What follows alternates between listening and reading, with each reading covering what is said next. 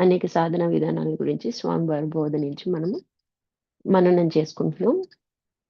అయితే మనం నిన్నటి వరకు ఏంటంటే, మనం దేవుడు గుళ్ళో దేవుడైనా, కొండ మీద దేవుడైనా, ఏ దేవుడైనా కూడా సాక్షికి ప్రతిరూపం. అంటే మనం ఏం చేసినా అక్కడ పూజలు చేయనియండి, అభిషేకాలు చేయనియండి, ఎలాంటి అలంకరణ చేయండి, ఏది కూడా ఆయన కదలరు.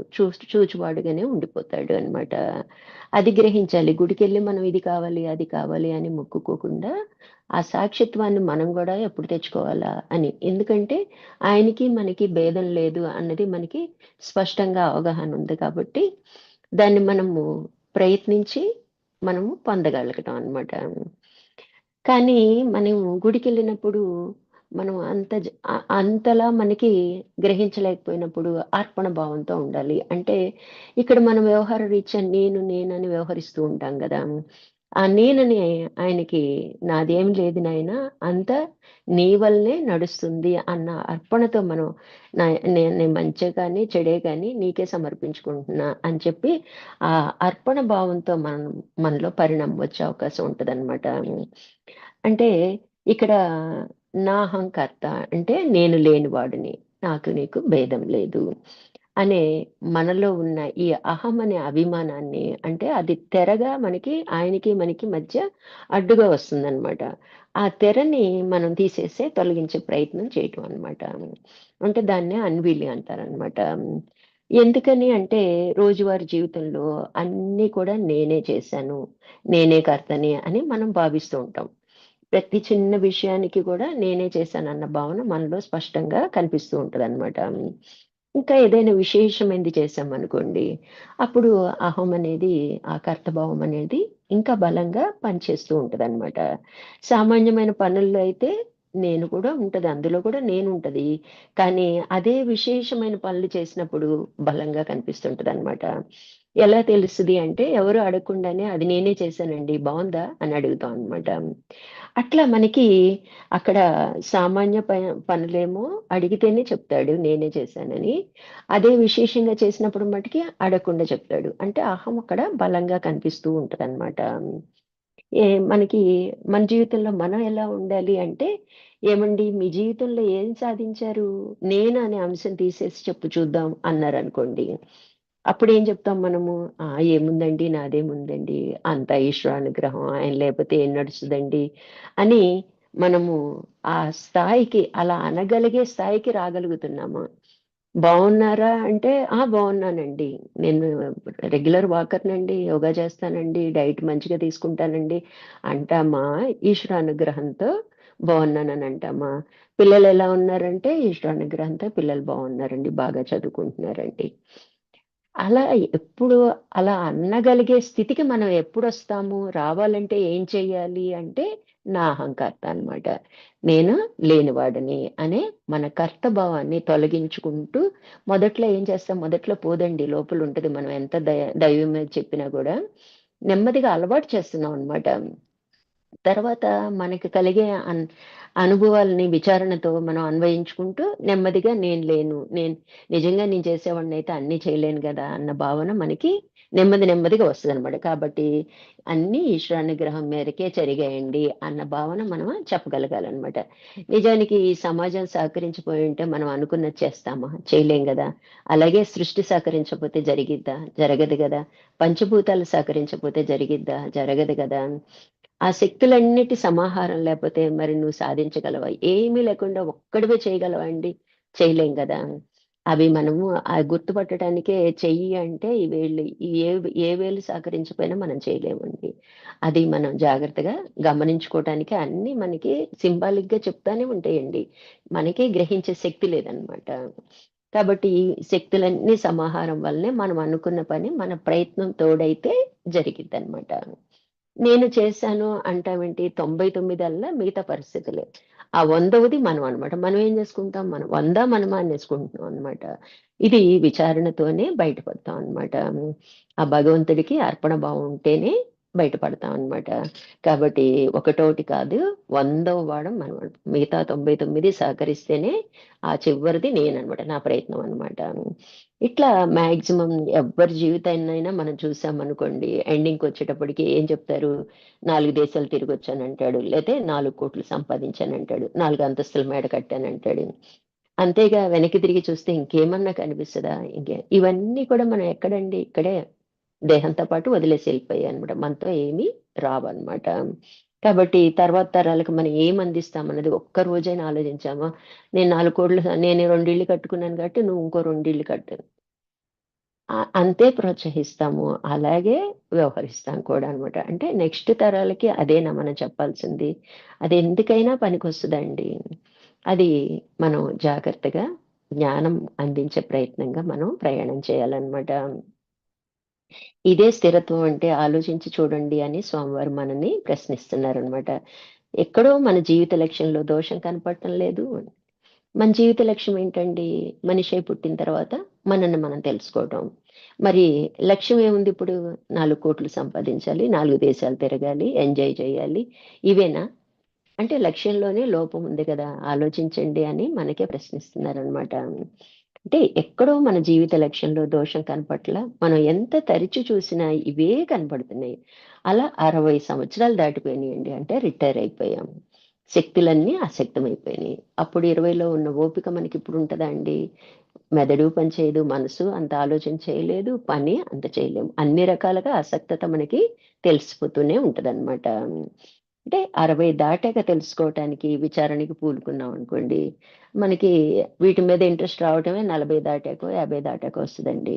నెమ్మదిగా ధారణ శక్తి తగ్గిపోతుంది. అప్పుడు విచారణ చేయటానికి పూనుకుంటే మనకేమన్నా ప్రాపర్ వేలో ఎళ్ళగలుగుతామా? వెళ్ళలేం కదా! అందుకని అప్పుడు బుద్ధికి ధారణ శక్తి ఉండదు. శరీరం బలహీనమైపోయి ఉంటుంది. మరి ఈ వయసులో చేయాలా? నువ్వు సశక్తమైనప్పుడు చేయాలా? అని అడుగుతుందనమాట. కాసేపు కూర్చుంటే నడు నొప్పులు, లేతే కూర్చోలేము కాళ్ళు నొప్పులు. ఇలా రకరకాలుగా మన శరీరం మనని ఇబ్బంది పెడుతూ ఉంటది. అందుకని తెలిసినప్పుడే ఓకే. ఇంక మన మన జీవితాల్లో మనం ఏం చేయలేము. మనం 20లో తెలుసుకోలేదు. మనం 40, 50 వచ్చాక తెలుసుకున్నాము. ఇప్పటికైనా కూడా మించిపోయింది లేదండి. ఇప్పటికైనా పట్టుదల, ప్రయత్నం ఉంటే అన్నీ అవే అమరుతాయన్నమాట. మనకేమైద్దంటే నెమ్మదిగా ముందు మన మనసే అన్నమాట. నాకు ఓపిక లేదు, నేను చేయలేను, నేను చెప్పలేను. ఇట్లా మనల్ని సైకలాజికల్‌గా వీక్ అవుతా ఉంటాం అన్నమాట. అప్పుడు మనం బలం పుంజుకున్నట్టయితే అంటే సెల్ఫ్ హిప్నోటైజ్ అన్నమాట. పట్టుదలగా నేనెందుకు చేయలేను, నేను సాధించే తీరుతాను, నేను చేసే తీరుతాను అని మన ప్రయత్న లోపం లేకుండా ఉంటే ఎంతో కొంత ఎదుగుతాం అన్నమాట. అసలు వదిలేసే దానికన్నా అది బెస్ట్ కదండీ!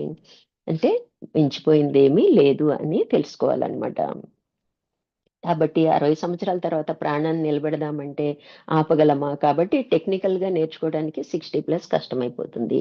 అంటే కష్టమైన చేయలేకపోవచ్చు. కానీ విచారణ చేయగలుగుతాం గదా! నెమ్మదిగా ముందు మన బుద్ధి అంత సహకరించదు. స్టెప్ బై స్టెప్ ఎదుగుదాము. నష్టమేముంది? ఇప్పుడు ప్రాణాన్ని ఆపించి ఉంచలేకపోవచ్చు మన వయసు. కానీ విచారణ మార్గాన్ని మనం ఎంచుకోవచ్చు. విచారణ బలం పెరగాలంటే మనం బుద్ధి బలం పెంచుకోవాలి. బుద్ధి బలం పెరగాలంటే అధ్యయనం జేసుకోవాలి. ఏం అధ్యయనం? మనని గురించి, మనము సృష్టి గురించి శాస్త్రాధ్యయనం. ఈ మూడిటి ద్వారా మనకి ఆటోమేటిక్‌గా నెమ్మదిగా పెరుగుతూ ఉంటదనమాట. విచరణ శక్తి పెరుగుతా ఉంటదనమాట. ఇట్లా మనకి మనం జాగ్రత్తగా అధ్యయనం చేయాలి. నిజానికి చిన్న ఏజ్‌లో వ్యవహారం అయితే మనకి చిన్న పిల్లలప్పుడు ఏం చేస్తాం 2, 3 గంటలు చదివితే సరిపోతుంది. కానీ మనం ఇప్పుడేం చేస్తున్నాం మార్నింగ్ నుంచి నైట్ వరకు ఉండే స్కూల్లు, లేతే ట్యూషన్స్, లేతే ప్రైవేట్ క్లాసులు, లేతే ఇంకేదో యాక్టివిటీస్ మొత్తం ఎంగేజ్ చేసేస్తున్నాం. అంటే 2, 3 గంటల్లో చదవాల్సిన చదువుని 24 గంటలు వాడి మీద మనము చెప్పే ప్రయత్నం చేస్తున్నాము. అంటే అప్పటికి ఏమైపోయింది 24 గంటలు మనం వీడికి ఈ చదువు గురించి అప్పచెప్పేటప్పటికి గుణభేదం వచ్చేస్తదనమాట. ఎందుకంటే అందులోనే ఉండి అందులోనే మగ్గిపోతుంటాడనమాట. ఇంకా వాడికి ధర్మం గాని, జ్ఞానం గాని, ఆనందం అనే లక్షణం గాని ఏది అంటదనమాట. ఇట్లా గుణభేదం వచ్చేస్తుంది. అదే ప్రపంచం, అదే జీవితం అయిపోద్ది. చదివే లోకం అనమాట. ఇంక తల్లిదండ్రులను చూడండి అలాగే రాచి రంపాన పెడుతూ ఉంటారనమాట. నువ్వు డాక్టర్ అవ్వాలి, యాక్టర్ అవ్వాలి, ఇంకా చదువు. ఎంత చదివినా ఇంకా చదువు, ఇంకా చదువు, ఇంకా చదువు అని హోమ్ ట్యూషన్స్ అని రకరకాలుగా మొత్తం ఎంగేజ్ చేసేస్తూ ఉంటారు పిల్లల్ని. అంటే మనకి అందుకనే మన భారతీయ తత్వశాస్త్రం ఏం చెప్తుంది అంటే, మనకి సనాతన ధర్మం నాయనా వాడికి ధర్మం నేర్పించు. అంటే వాడికి భోజనం వాడు సంపాదించుకుంటాడు. వాడికి ఎంతసేపు మనం ఏం నేర్పాలి? ఎలా ధర్మంగా జీవించాలి, జ్ఞానవంతంగా ఎలా జీవించాలి, ఆనందంగా ఎలా జీవించాలి అని చెప్పాలి. ఇక్కడ చిన్న తేడా ఉంటదండి మనకి. సంతోషానికి, ఆనందానికి డిఫరెంట్ ఉంటదండి. అంటే ఏదైనా ఒక వస్తువో, వ్యక్తువు ద్వారా పొందేది సంతోషం అన్నమాట. అంటే మనకి పెద్ద తేడా తెలియక ఆనందంగా ఉన్నాను అట్లా మనం మాట్లాడేసుకుంటూ ఉంటాం అన్నమాట. ఆనందం అంటే నిజంగా మన స్వరూపమే ఆనంద స్వరూపం అన్నమాట. కాబట్టి ఆనంద లక్షణాన్ని మనం అన్వేషిస్తూ ఉంటాం అన్నమాట. అంటే అది ఎప్పుడూ ఉంటది. అంటే సాపేక్షంగా దీని వలన వచ్చింది అని మనం పోల్చి చూసుకోవటానికి కానిదన్నమాట. అదే మన స్వరూపం అన్నమాట. కాబట్టి ధర్మము, జ్ఞానము, ఆనందంగా జీవించడం నేర్పించు. ఈ 3 నేర్పించి పంపించు వాడికి. వాడు డాక్టర్ అవ్వాలా, యాక్టర్ అవ్వాలా అదేదో ఏదో ఒకటి అయ్యే తీరుతాడు. కానీ ఈ 3 లేకపోతే ఎంత గొప్ప డాక్టర్ అయినా సంస్కారం అనేది రాదు. జీవితంలో మనం చాలా మందిని చూస్తూనే ఉంటాం అన్నమాట. చదువు వాడికి చిన్నప్పటి నుంచి అది నేర్పించకపోతే అదేదో సామెత చెప్తుంటారు. చదువుకోక ముందు కాకరకాయ, చదువుకున్న తర్వాత కీకరకాయ అని. అట్లా సంస్కారం లేకుండా జీవించటం, మాట్లాడటం ఇవన్నీ మనం చాలా మందిలో చూస్తుంటాం అన్నమాట. అందుకని మన సనాతన ధర్మాన్ని కనీసం మనం తర్వాత తరాలకి అప్పచెప్పే ప్రయత్నం చేయాలన్నమాట. ఎంత ఆస్తి అప్పచెప్పామా అన్నది కాదు. వాడికి ధర్మాన్ని బోధించాలి. జ్ఞానవంతంగా జీవించేలాగా చూడాలి. అలాగే ప్రతిదానికి ఆనందం అనేది ఎక్కడో ఉందని వాడికి 90 మార్కులొచ్చినా క్లాస్‌లో ఫస్ట్ రాలేదని గొడవ పెట్టేవాళ్ళుంటారు. అంటే మనకి ఎలా సాటిస్ఫై అవ్వాలి? దాన్ని ఇంకెందుకు మెరుగుపరుచుకోవాలి? అనవసరంగా ఇంకా డిస్కరేజ్ చేయకుండా మనం వాళ్ళని ఎంకరేజ్ చేసే విధంగా మాట్లాడాలి. ఓకే. ఇంకొద్ది కష్టపడితే ఇదొస్తదిగా అన్నదానికనో, అరవటానికి తేడా ఉంటది కదా! అట్లా మనము ధర్మము, జ్ఞానము, ఆనందంగా జీవించడం అనేది నేర్పించే ప్రయత్నం చేయాలన్నమాట. దాన్ని మిగతా వాటి గురించి మనము అంటే కూటి కోసమైతే అటువంటి విద్య కోసమైతే ఇంత ఆరాటపడక్కర్లేదు అని చెప్తున్నారనమాట. ఇప్పుడు మనకి 2, 3 తరాల్లో బాగా మార్పొచ్చిందంటారు. మన అమ్మమ్మ వాళ్ళున్నప్పుడు బావుండేది. వాళ్ళు ధర్మంగా జీవించేవాళ్ళు. మనకు అలాగే చెప్పేవాళ్ళు. ఇప్పుడు తల్లిదండ్రులు ఏం చేస్తున్నారు? లేవటంతోనే స్కూల్ హడావుడి, హడావుడి, హడావుడి అనమాట. కాబట్టి ఇక్కడ తర్వాత తరం వచ్చేటప్పటికి వాడికి ఎంతసేపు మనం రాజ్య రంపాన పెడతాం. డాక్టర్ అవ్వాలి, యాక్టర్ అవ్వాలి అని చెప్పటమే తప్ప వాడికి ధర్మం గురించి, జ్ఞానం గురించి, ఆనంద లక్షణం గురించి చెప్పే ప్రయత్నమే లేదు. అంత టైము మనకి ఉండట్లేదు, వాళ్ళకి ఉండట్లేదనమాట. ఇది ఒక తరం నుంచి మరొక తరానికి అందించాల్సిన వారసత్వం అని మర్చిపోవద్దని స్వామివారు మనకి హెచ్చరిస్తున్నారనమాట. అవునంటారా? కాదంటారా? అంతే గదండీ! ధర్మంగా ఉంటే ధర్మమే మళ్ళీ మనల్ని రక్షిస్తదనమాట. ఇట్లా ప్రతిదానికి ఉంటదండి. అందుకే మన పురాణాలు గాని, అన్నీ మనకి అందించే శాస్త్రాలు గాని, ఇవన్నీ ఏ లెవెల్ వాళ్ళకి ఇప్పుడు ఇక్కడ ఏకంగా మనం ముక్తి, మోక్షం గురించి ఆలోచించకపోయినప్పటికీ కథల రూపంలో రామాయణ, భారతాలు, భాగవతాలు ఇవన్నీ ఎ ఎందుకు చెప్పాలి? చందమామ కథలు ఇవన్నీ నీతినే బోధిస్తుంటాయన్నమాట. జ్ఞానాన్నే ఇస్తుంటాయన్నమాట. ఇట్లా మనము చెప్పటం అనేది మనం అలవాటు చేసుకోవాలి. ఒక రకంగా చెప్పాలంటే ధర్మము, ఆనందము, జ్ఞానము అంటే వరుస క్రమం ఇలా చెప్తున్నారనమాట. ఎందుకంటే అల్టిమేట్‌గా మనకి శేషించేది జ్ఞానం అనమాట. ఏదైనా ఒక పని చేస్తామండి. మనకేమొస్తది? జ్ఞానం వస్తది. ఓహ్! ఈ పని ఇలా చేస్తే ఈ రిజల్ట్ వస్తది. ఓహ్! ఇలా చేస్తే ఇది తప్పు. ఇది రాంగ్ రిజల్ట్ అనే జ్ఞానం మనకు కలిగిద్దనమాట. చివరికొచ్చేదేంటంటే శేషించేది జ్ఞానం అనమాట. చేత అంతా పూర్తయింది. పూర్తిగా ఫలితం పూర్తయినప్పుడు అది సింక్ అవుతుంది మనలో. సారాంశం సింక్ అవుతుంది. అది జ్ఞానం అంటారనమాట. ఇది చేయటం వలన ఇది వస్తది అనేది మనలో ఏదైతే నిలబడిపోద్దో అదే జ్ఞానం అనమాట. అయితే మన దగ్గర ఏం మిగిలిందయ్యా అంటే జ్ఞానబలం మిగిలిపోతుంది ఎప్పుడు. ఏ పని చేయండి, ఏం మాట్లాడండి, ఎలా మాట్లాడకూడదో తెలియటం జ్ఞానం అనమాట. ఇట్లా ప్రతి విషయంలో చివరికొచ్చేటప్పటికి ఒక రిజల్ట్ వస్తది. ఆ రిజల్ట్ ఏదొచ్చిందో అదే జ్ఞానం అనమాట.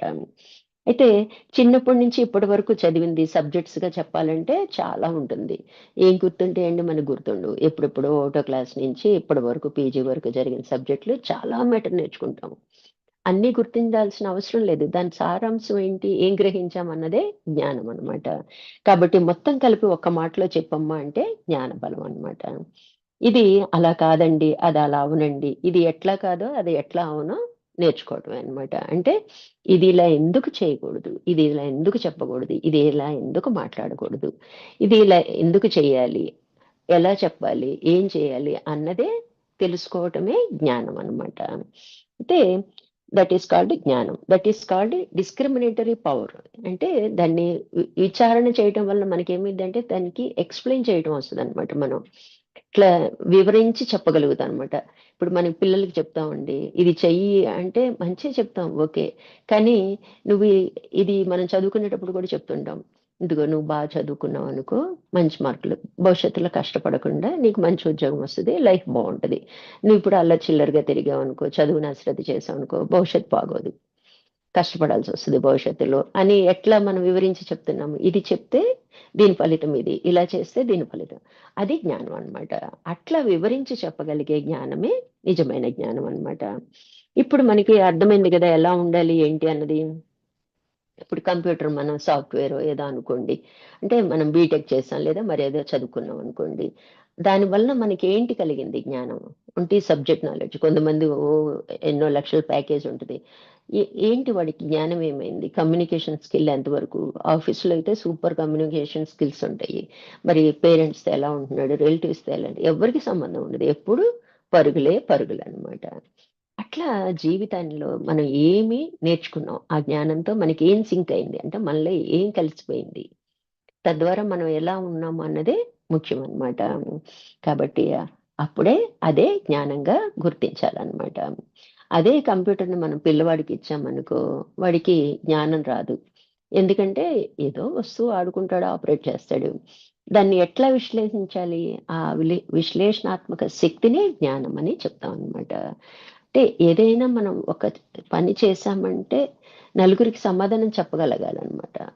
అంటే మనము ఎలా పడితే అలా మాట్లాడి సమాధానం అవతలోడి నోరు మూయించడం కాదనమాట. అందరికీ జనరలైజ్డ్‌గా మనం దాన్ని ఒప్పించగలగాలన్నమాట. అందరికీ ఆమోదయోగ్యంగా ఉండే విధంగా చెప్పగలగటం అన్నమాట. అట్లా చెప్పినప్పుడే అది నిజమైన జ్ఞానం అన్నమాట. ఇప్పుడు ఆ విశ్లేషణాత్మక శక్తిని తెచ్చి వివేక చూడమణిలో పెట్టావు. ఆ జ్ఞానం మనలో ఆ విచారణ బలం అంటారు చూడండి. ఎప్పుడైతే విశ్లేషిస్తామో, ఆ జ్ఞానము ఇక్కడ వివేక చూడమణిలో పెట్టామనుకోండి. లేతే మనం ఈ సహస్రాధ్యయనంలో పెట్టామనుకోండి. అందులో పంచకోశ విచారణ, శరీరత్రయ విచారణ, అవస్థాత్రయ విచారణ, గుణత్రయ విచారణ ఇలా రకరకాల టెక్నిక్స్ అన్నీ ఉంటాయి. ఇప్పుడు మన తెలివితేటలన్నీ ఇక్కడ విచారణ చేయటం మొదలుపెట్టాం అనుకోండి. ఆల్రెడీ ఒకసారి మనము ఆ విచారణ అనేది ఎలా చేయాలో తెలిసింది. ఇక్కడ సబ్జెక్ట్ మారింది అంతే. అప్పుడు మనం క్లిక్ అవుతాం గదా! అంటే మనం తిప్పుకోగలుగుతాం గదా! అదే ఇక్కడ చెప్తున్నారనమాట. డిఫరెంట్ డిఫరెంట్ టెక్నిక్స్ ఉంటాయి. ఇందులో పెట్టాం. ఆ జ్ఞానం ఇక్కడ ఉపయోగపడతదా? ఆ బుద్ధి బలం ఇక్కడ ఉపయోగపడదా? రంగం మార్చాము, లక్ష్యం మార్చాము, దృష్టిని మార్చాము. అంటే తెలివి ఎక్కడికి పోదండి. ఆ తెలివితేటల్ని దీన్ని ఉపయోగించుకోమని చెప్తున్నారనమాట. అసలు 8 సంవత్సరాల వయసులో నేర్చుకున్నట్లయితే ఆ బలము ఆ బలంతో ఇప్పుడు బావుంటదనమాట. కానీ మరి అన్‌ఫార్చునేట్‌లీ మనం దాటొచ్చేసాము. కాబట్టి మనకున్న తెలివిని ఎంతసేపు ఏం చేద్దామా? రూపాయిని రూ. 10 ఎలా చేద్దామా? లేతే అవతలోళ్ళని ఎలా కన్విన్స్ చేద్దామా అని కాదనమాట. మనల్ని మనం తెలుసుకోవటానికి మన తెలివితేటలను ఉపయోగించుకోవటమే జ్ఞానం అనమాట ఇక్కడ. అంటే కేవలం ఇప్పుడు మనం ఇంత వయసొచ్చిన తర్వాత మన విచారణ అంతా గూడా నేను ఏ రకంగా సరే ఇన్నాళ్ళు నా వల్ల కాలేదు. ఇప్పుడు తెలిసింది. ఇప్పుడు నేనెలా ఇంప్రూవ్ చేసుకోవాలి? నేనెలా విచారణ చేయాలి? చేద్దాము. మనం విచారణ చేద్దాం. మన సీనియర్స్‌తో మళ్ళీ మాట్లాడుకుందాం. కంపేర్ చేద్దాము. లేదు గురువుగారు ఎప్పుడూ రెడీగానే ఉంటారు. మనం ప్రతిదానికి చిన్నదానికి ఆయన్ని డిస్టర్బ్ చేయకపోయినా మనకి మన తోటి వాళ్ళతో డిస్కషన్ పెట్టొచ్చు. అట్లా అప్పుడు మనం చెప్పిన విచారణకి, వాళ్ళు చెప్పిన విచారణకి కంపేర్ చేసుకుందాం. అప్పుడు మనకి తెలిసిపోద్ది ఏది కరెక్ట్ అన్నది మనకే బోధపడుతూ ఉంటదనమాట. అట్లా పెంచుకోవచ్చండి. మనకేమి వయసు మనం దాటిపోయామని మనమేమి బాధపడక్కర్లేదనమాట. కాబట్టి బుద్ధి బలం ఇక్కడ ఉపయోగించుకోవాలి. ఆ బలంతో మనము అనేది పెద్ద పెద్ద విషయం కింద మనం ట్రీట్ చేయొద్దని చెప్తున్నారనమాట. అదేమంత పెద్ద విషయం కాదు. నువ్వెప్పటికైనా పట్టుదల, ప్రయత్నం ఉంటే సాధిస్తావు అని మనకి చెప్తున్నారనమాట. కాబట్టి ఇప్పటికైనా కనీసం 25 సంవత్సరాల దగ్గరైనా వివేక చూడామణి, అష్టావకర గీత, వేదాంత పంచదశి ఇలాంటి గ్రంథాలు అధ్యయనం చేస్తే సాధన చేయాలి. విచారణకి గ్రంథాలు అధ్యయనం చేయాలి. ఈ రెండింటిని కలిపి సమన్వయం చేయాలి కదా! అక్కడ గురువు యొక్క పాత్ర ఉంటుంది. అయితే ఏం చెప్తున్నారు? మన తర్వాత తరాలకి చెప్పే ప్రయత్నం చేయమంటున్నారు. మాత్రం లోపల కొద్దిగా ఆసక్తి ఉన్నా కూడా మనం చెప్పడం వలన ఇప్పుడు మన సత్సంగ సభ్యులు పిల్లలు చాలా మంది మనకి ఇందులోకొచ్చారు గదా! వాళ్ళకి మనం సజెస్ట్ చేస్తా ఉంటే, "ఈ బుక్ చదవండమ్మా, ఈ బుక్ చదవండి. నువ్వెలా విచారణ చేసావు? దీనివల్ల నీకేం అర్థమైంది?" అని మనం మనకి సాధ్యమైనంత, మనకి తెలిసినంత మనం చెప్పొచ్చు. మళ్ళీ గురువుగారి ద్వారా చెప్పించొచ్చనమాట. అప్పుడు గురువు పాత్ర అనేది మనకి తోడ్పడుతుంది.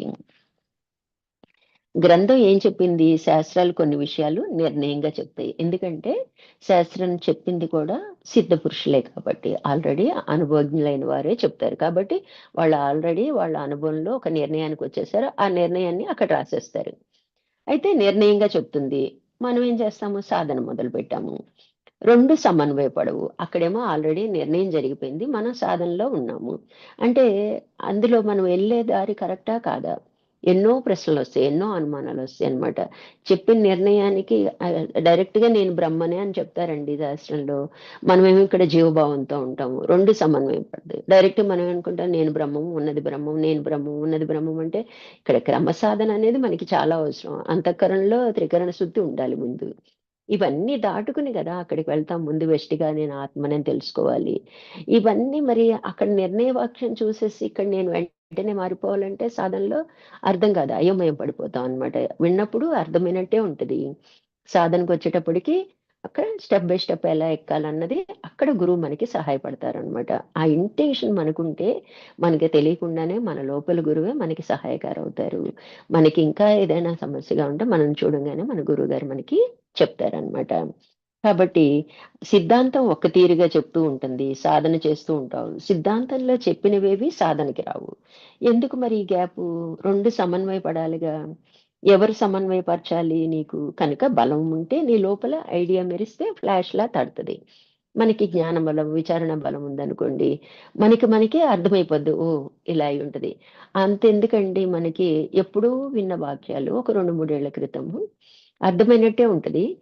కొంత మనకి మెచ్యూరిటీ వచ్చేటప్పటికి, మనకి అనుభవంలోకొస్తాయి ఆ వాక్యాలు. ఓహ్! అప్పుడు స్వామివారు అందుకేనా ఈ మాటన్నారు. ఇప్పటికి అనుభవం. మనకి ఆ ఐడియా వెంటనే దానికి దీనికి రిలేషన్ వచ్చేస్తది. మనం ఫాలో అయిపోతాం అన్నమాట.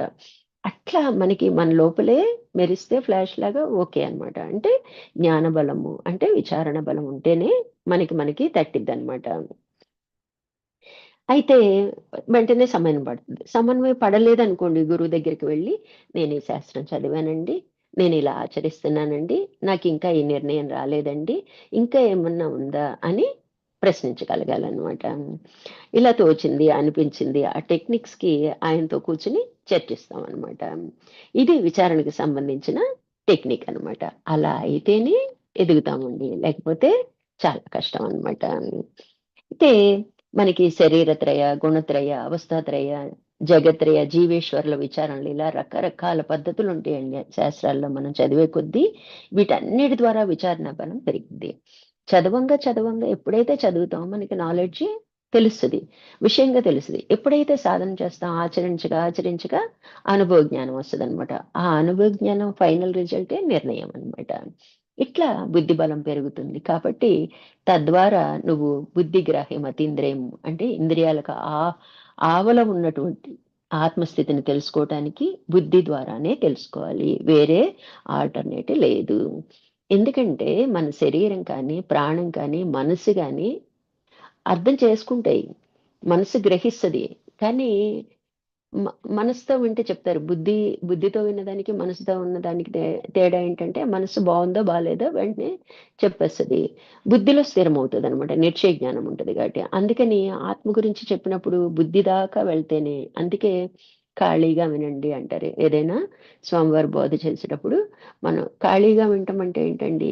ప్రపంచ ఆలోచనలు లేకుండా కనీసం ఆ విన్న కాసేపైనా శ్రద్ధగా విన్నామనుకోండి బుద్ధికి చేరుకుంటదనమాట. అప్పుడు అవును ఆత్మ నిజమే కదా! అని మనకి తెలుస్తది. అప్పుడు సాధన సులువైపోతుందనమాట. ఎందుకంటే ఆత్మ గురించి బుద్ధే గ్రహిస్తది. కానీ అదే బుద్ధికి సాక్షి అయితేనే నీకు అదైన అనుభవం మనకి తెలియబడుతుందనమాట. బుద్ధి గ్రాహ్యం అతీంద్రియము. ఇంద్రియాలకు ఆవల ఉన్నటువంటి ఆత్మస్థితిని తెలుసుకోవటానికి బుద్ధి ద్వారానే తెలుసుకోవాలి. వేరే ఆల్టర్‌నేట్ అనేది లేదు. శరీర ప్రాణ మనసుల ద్వారా కుదరదు. చిత్తాన్ని, అహంకారాన్ని ఓడించక తప్పదు. అంటే చిత్తంలో ఏముంటాయండి? వాసనలుంటాయి, సంస్కారాలుంటాయి. వాటిని మనము వద్దా, చెయ్యొద్దా అంటే చేస్తాం. అయి ఆటోమేటిక్‌గా మనల్ని ప్రేరేపిస్తుంటాయి. గుణ ప్రేరణతోనే చేస్తుంటాం. కానీ వాటికి ఎలా ఉంటాం? మనం సాక్షిగా ఉంటాం. అలాగే అహంకారానికి ఎలా ఉంటాం? దానికి గూడా సాక్షిగానే ఉంటాం. ఈ నామరూపాత్మకమైన అహంకారం కానీ, నిజ నేను తెలుసుకునే తెలివి నేనే కదా! వాటన్నిటికి ఆధారం నేనే కదా! అన్న భావన మనకి స్థిరపడిద్దనమాట. అట్లా ఆ రెండిటిని ఓడిస్తేనే మనం ముందుకు వెళ్తాం అనమాట. ఓడించక తప్పదు. ఓడించకుండా తెలుసుకోలేము. కాబట్టి వైరాగ్యంతో చిత్తాన్ని, అహంకారాన్ని ఓడించక తప్పదు.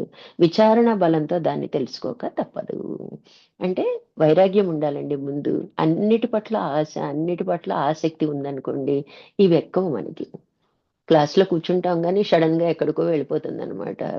ఏ సిద్ధి దశకొచ్చేదో, మనకి ఈ మంత్రం జపిస్తే దీని ఫలితం ఇలా ఉంటది అన్న దగ్గర ఆకర్షించబడ్డాం అనుకోండి, అంటే తత్వజ్ఞానం పక్కకు వెళ్ళిపోతుందనమాట.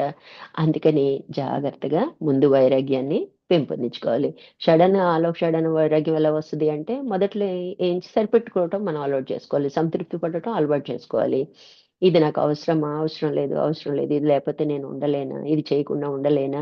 ఇట్లా నెమ్మదిగా సాధనతో వైరాగ్యాన్ని పొందవచ్చనమాట. అది ఆటోమేటిక్‌గా రాదండి. అప్పుడు కూడా మనము ముందు సరిపెట్టుకుంటూ వద్దు, వద్దు, వద్దు, అవసరం లేదు, అవసరం లేదు అనుకుంటూ నెమ్మదిగా శ్రద్ధ పోతుందనమాట. ఆటోమేటిక్‌గా మనకి పర్వాలేదు, ఏదైనా పర్వాలేదన్న స్థితికి వచ్చేస్తాం అనమాట. ఇట్లా మనం జాగ్రత్తగా విచారణ బలంతో తెలుసుకోవాలి. ఈ రీతిగా ఆత్మ సాక్షాత్కార జ్ఞానాన్ని పొందినవాడు ఎప్పుడూ మోహం పట్టదు. మనకి ముసుగు, మోహం అనే ముసుగు వాడి మీద పడదు. మోహం అంటే మనం ఏం చెప్పుకున్నాం? సుఖాపేక్ష ఉంటది. అట్లాగే ఇది లేకపోతే ఉండలేను. ఏం చెప్పారు మోహ లక్షణం గురించి? సుఖం ఉండటం తప్పు కాదు. అది లేకుండా ఉండలేను అన్నది తప్పు అని చెప్తున్నారనమాట. సుఖాపేక్ష ఉండటంలో తప్పు లేదు. అంటే దానికొక లిమిట్ ఉందనమాట. ఇది లేకపోతే నేను ఉండలేను, నాకు జరగదు అనుకుంటే మటికి మోహంలో పడిపోయినట్లే అనమాట. కాబట్టి అటువంటి ముసుగు మన మీద ఇంకా పడదనమాట. ఎప్పుడైతే ఆత్మ సాక్షాత్కార జ్ఞానం మనకి కలుగుతదో, ఇంకా పూర్తిగా ఆ ముసుగుని మనము పక్కన పెట్టేస్తాం అనమాట. మోహక్షయం అయిపోయింది. అదే మోక్షం అంటే. మోహక్షయమే మోక్షమని అంటారనమాట. వాడు దేని చేత పరిమితించబడడు. ఇది అన్నది వాడికుండదనమాట. అంతటా ఉన్నది. అంతర వ్యాపకత్వం అనమాట. అంతా ఉన్నది ఒక్కటే. అదే నేను అన్న భావంతో ఉండగలుగుతాడు. ఎప్పుడు సర్వవ్యాపకమైన స్థితిలోనే ఉంటాడు. ఆ దృష్టికోణంలో చూచాడు విహంగ మార్గం. అక్కడి నుంచి చూసాడు. అప్పుడన్నీ చిన్నవిగా కనపడతాయి. అంటే మనం మనం చాలా పెద్ద స్టేజ్‌లో ఉన్నప్పుడు మిగతాయి చిన్నగా ఉంటది. కారు ఉన్నోడికి సైకిల్ చిన్నగా అనిపిస్తది.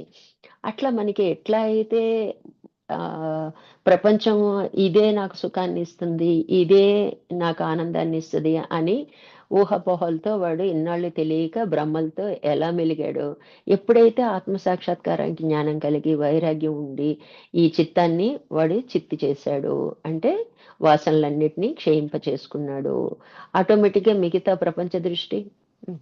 అవసరం లేదు. అవసరం ఎక్కడి నుంచి బ్రహ్మ పదవిస్తా అన్నా కూడా అది మోక్షాన్నిస్తదా అని అడుగుతాడనమాట. అంటే అది మోక్షాన్ని ఇవ్వదు కదా! మళ్ళీ మానవ జన్మ ఎత్తాల్సిందే గదా! అవసరం లేదంటాడనమాట. అంత విహంగ మార్గంలోకి పయనిస్తాడంట. మిగతాయన్నీ చాలా చిన్నవిగా కనిపిస్తాయన్నమాట.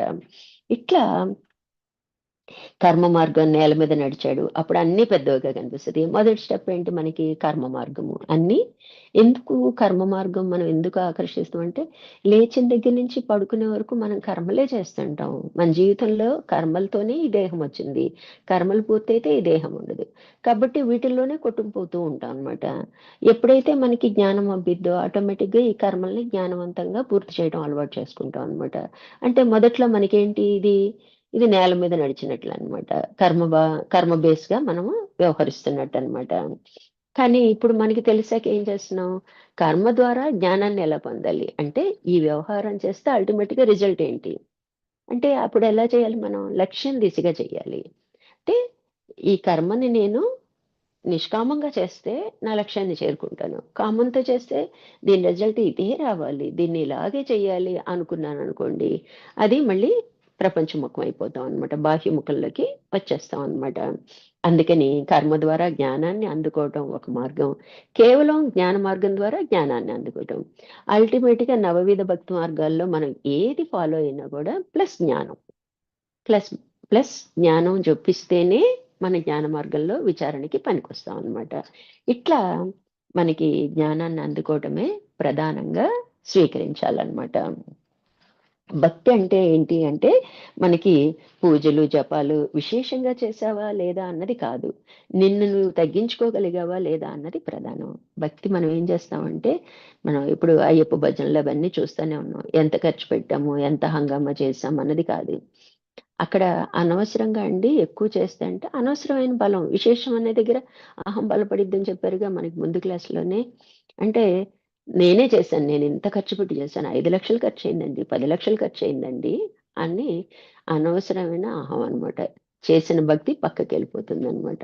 అందుకని సామాన్యంగా చేయటం అంటే ఏంటి అంటే, నన్ను నేను తగ్గించుకున్నాను. నీ దయ వలన నిన్ను నిన్ను నేను కొలుచుకోగలుగుతున్నాను. నీ దయ వలన నేనిలా ఉన్నాను అన్న భావన. అంటే ఇక్కడ నేనే చేశాను. మనం ఏదో దేవుడికి ఉపకారం చేసినట్టు కాకుండా ఆయన ఆయన అనుగ్రహంతోనే నేనిక్కడ ఉండగలిగాను. నాదేమీ లేదు.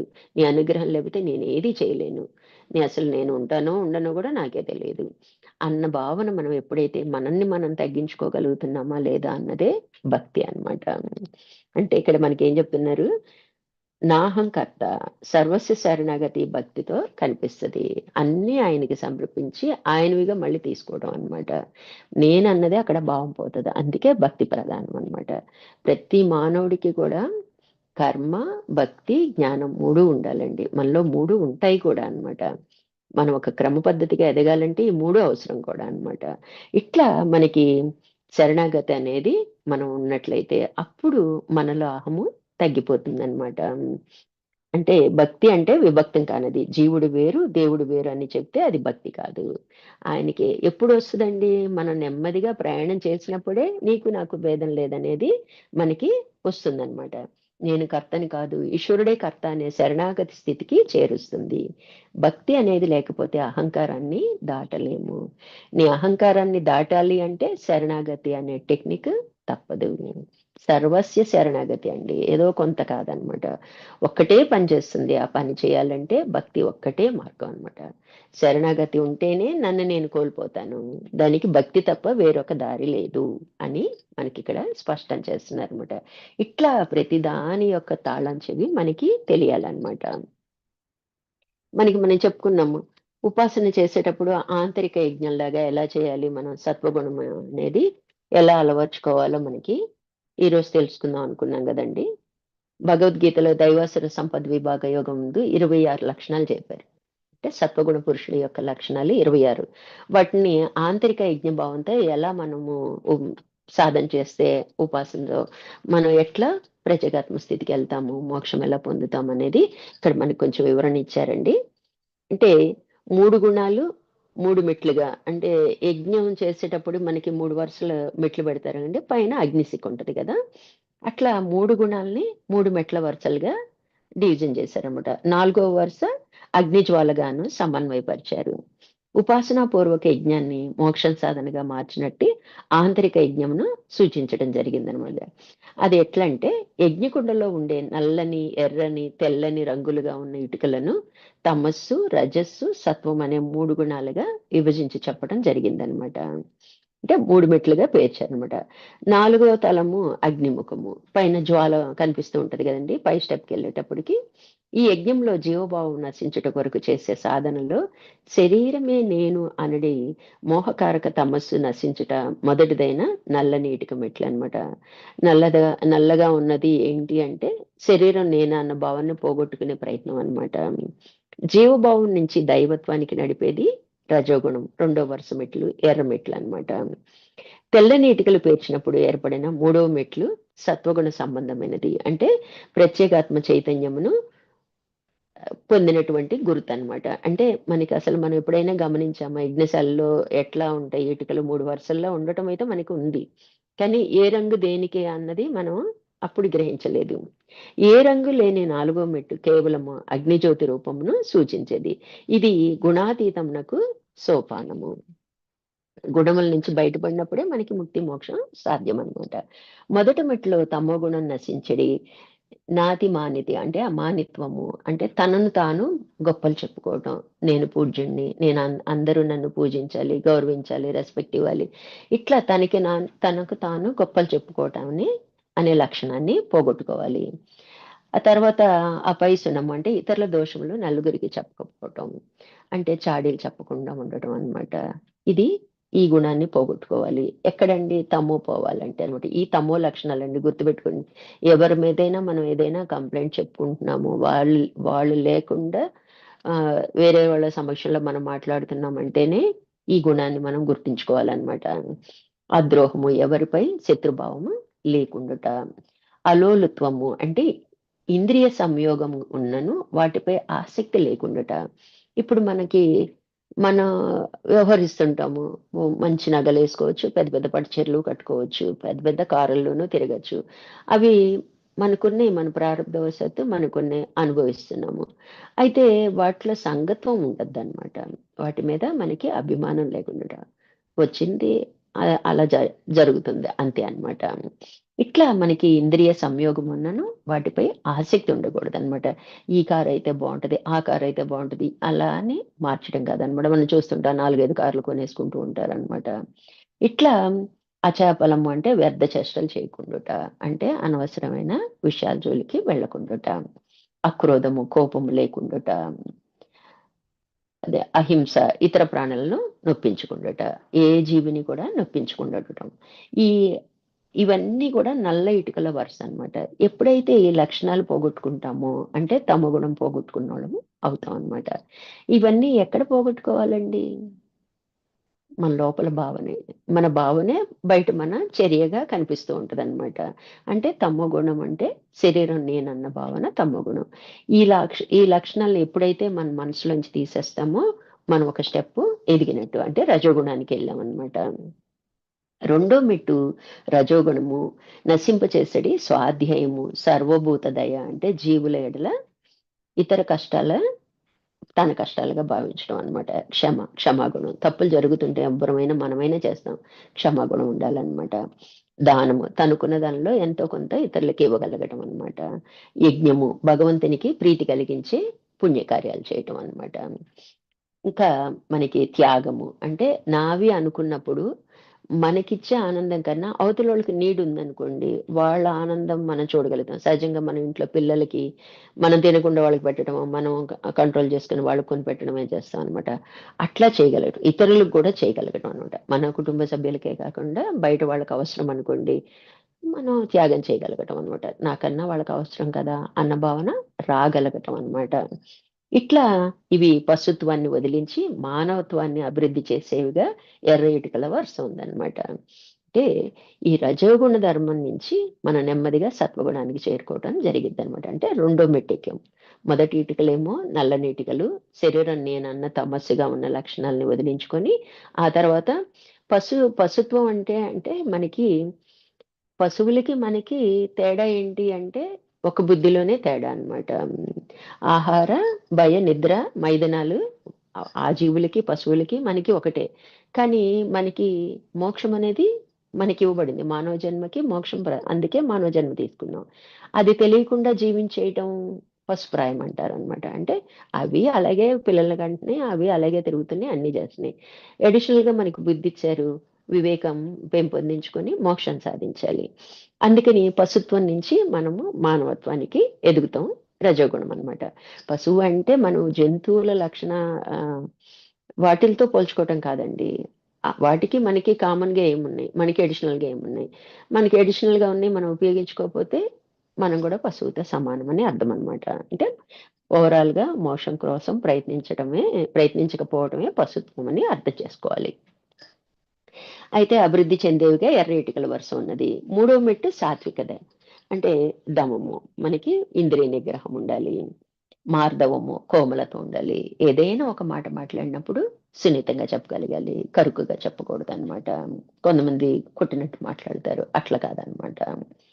లజ్జ అంటే శాస్త్ర విరుద్ధమైన కార్యాలు, శాస్త్రంలో ఇది నిషిద్ధము అని చెప్తే అది చేయటానికి వెనకాడటం, సిగ్గుపడటం. దొంగతనము అన్నప్పుడు భయపడతాం కదండి, సిగ్గుపడతాం కదా, తప్పు జరిగిపోయినట్టుగా ఫీల్ అవుతాము. అట్లా కొన్ని ఉంటాయి, వాటి జోలికి వెళ్ళకపోవటం అన్నమాట. ధృతి అంటే ధైర్యంగా ఉండటం, ఏదైనా సరే ధైర్యంగా వ్యవహరించడం అన్నమాట. తమస్సు నియమాలతో పట్టుదలతో కృషి చేయటం, ఇది చాలా అవసరం అండి. కొన్ని నియమాలు పెట్టుకుంటేనే మనం ప్రపంచం అన్నీ కావాలి, నేను సాధన చేయాలంటే కుదరదు. దేన్నో ఒక దాన్ని త్యాగం చేస్తేనే మనం ఇందులో నిలబడతాం అన్నమాట. కాబట్టి ఇక్కడ పట్టుదలతో కృషి చేయాలి. సత్వ సంశుద్ధి అంటే భావశుద్ధి, చక్కగా స్పష్టంగా చెప్పదలుచుకుంది చెప్పగలగటం అన్నమాట. తర్వాత తేజము అంటే తెలివి కలిగి ఉండటం, అంటే ఎప్పుడు యాక్టివ్గా ఉండాలన్నమాట.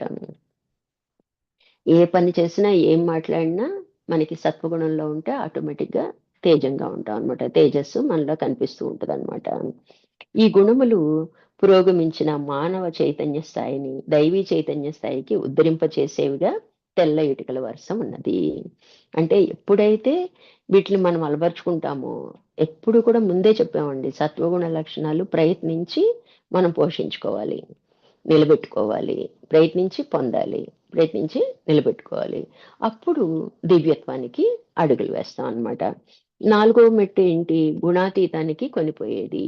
అంటే సత్వగుణంలో ఉంటేనే సరిపోదు కదా, ముందు జీవత్వం నుంచి దివ్యత్వానికి రావాలి, అక్కడి నుంచి మనకి గుణాతీతానికి చేరుకోవాలి, అంటే స్థిరపడాలన్నమాట.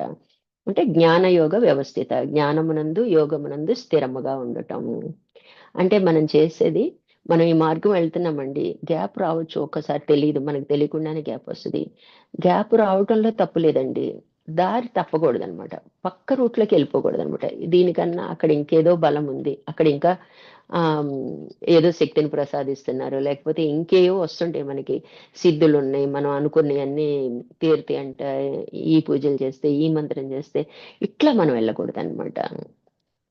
గ్యాప్ తీసుకున్నా నష్టం ఉండదు, కానీ దారి తప్పకూడదు. ఈ విషయం అంటే స్థిరంగా ఉండాలి. జ్ఞాన యోగం ద్వారా మనం ఏం చేస్తాం, ఏదైతే తెలుసుకున్నామో జ్ఞానాన్ని పొందే ప్రయత్నమే యోగం కదా. అనేక టెక్నిక్స్ ఉపయోగిస్తాము, అవన్నీ కూడా మనలో ఉన్న శక్తిని సమర్థతని బయటికి తీసుకురావటమే యోగము.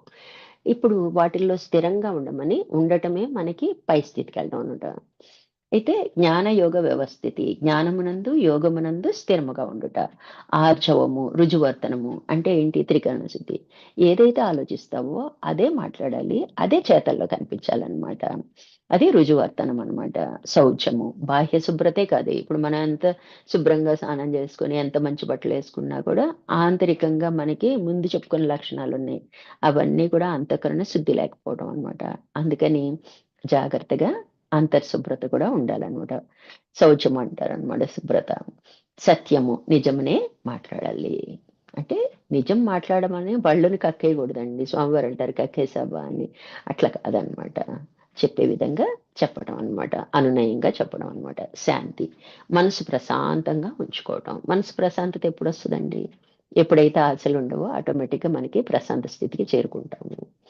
ఇవి దివ్యత్వంలో నిలబెట్టేటువంటి ఇటుక వరుస, అంటే అగ్నిశిఖ అన్నమాట అది. ఇది తురియ స్థితి యొక్క జ్వాలలను శుద్ధి రూపంగా ఉంచును. పైన జ్వాల వస్తూ ఉంటది కదండి యజ్ఞం చేసేటప్పుడు, ఆ స్థితిలో ఉంటాం అన్నమాట. అంటే మనకి జ్ఞానాన్ని అగ్నితో పోల్చారండి, ప్రపంచంలో జ్ఞానం కన్నా పవిత్రమైనది మరొకటి లేనే లేదనమాట. అందుకే ఆ పవిత్రమైనది అగ్ని అంటారు, కాబట్టి దాంతో పోల్చారనమాట. ఇట్లా మొదటి 3 మెట్లలో త్రిగుణ సంబంధమైన గుణములు కొన్ని నశించగా ఆయా గుణాతీతమైనటువంటి స్థితులు పొంది 4వ మెట్టు చేరుతాడు ఉపాసకుడు. అంటే అట్లా మన లోపల భావాన్ని, ఒక్కొక్క గుణాన్ని ఒక్కొక్కటి మనము అలా రద్దు చేసుకుంటూ రావటం అన్నమాట. 4వ మెట్టు కాంతి రూపమైన తేజాగ్ని, దీని వలన తురీయ స్థితి కలిగి మిగిలిన గుణములు కూడా నశించి గుణాతీతమైన చైతన్యమును అందుకొనును. ఇదే కదా ముక్తికి మార్గం అంటే అని మనం మనం తెలుసుకున్న సత్వగుణ లక్షణాలని జాగ్రత్తగా మనం దైవాసుర సంపద విభాగంలో తెలిపిన లక్షణాలని, అంటే సాత్విక లక్షణాలని, సాత్విక పురుషుడు పొందే లక్షణాలని 3గా విభజించి గుణాలను అధిగమించే విధంగా మళ్ళీ మనకి ఆంతరిక యజ్ఞంగా చెప్పడం జరిగిందండి. ఇది ఎవరంటే శ్రీ నారాయణుల వారు చెప్పారనమాట. బ్రహ్మసూత్ర బోధామృత లహరి నుంచి ఆయన ద్వారా మనము ఈ ఆంతరిక యజ్ఞం నుంచి తెలుసుకున్నాం కదండి. ఈ ప్రయత్నం కూడా మనం చేద్దాము. చేశామా లేదా అని తెలియాలంటే మనకి ఆయా సందర్భం వచ్చినప్పుడు మనల్ని మనం ఎప్పుడు అబ్జర్వ్ చేసుకుంటుంటే ఆటోమేటిక్‌గా మనకి మనం ఉన్నామా లేదా అన్నది మనకే తెలుస్తుంటదండి. వ్యవహారంలోనే ఇవి కనిపిస్తాయన్నమాట. ముందు మన భావనలోంచి ఇవి సరి చేసుకున్నాం అనుకోండి, మనకి ఆ టయానికి స్ఫురించడం జరిగిద్ది. ఆ టయానికి అలా మనం వ్యక్తమవుతూ ఉంటాం అన్నమాట. ఇట్లా ముక్తి మార్గాన్ని కూడా మనం ఇలా కూడా ముక్తిని పొందొచ్చనమాట. ఇలా కూడా ప్రయత్నిద్దామండి. హరి ఓం అండి.